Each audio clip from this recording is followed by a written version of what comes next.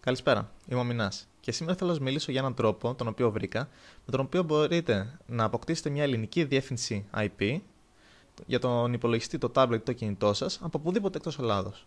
Γιατί να το κάνετε αυτό, θα σας το απαντήσω ευθύς αμέσως. Μπορεί να έχετε μπει σε πολλά site εντός Ελλάδος, όπως το gamato.ning.com, το musicbazaar.com ή το greekmovies.com. Να κατεβάσετε μια ταινία, μια μουσικούλα, ένα streaming, κάτι να πέρασε έτσι η ώρα.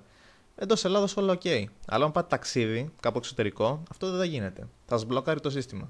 Γιατί έχουν βάλει συστήματα ασφαλείας, έτσι ώστε να λειτουργεί μόνο εντός Ελλάδος.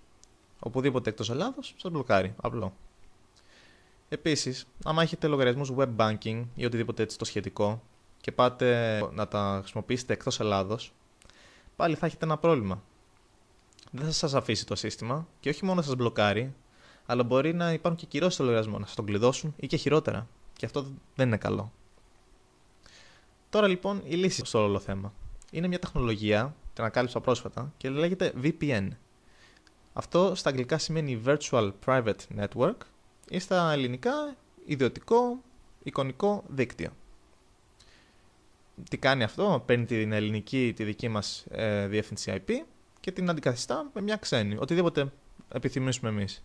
Σας παρέχω εδώ κάτω το link για το site εδώ πέρα. Έχει το top 10 των εταιριών VPN και τις τιμές τους, το τι παρέχουν και ελπίζω να σας βοηθήσει.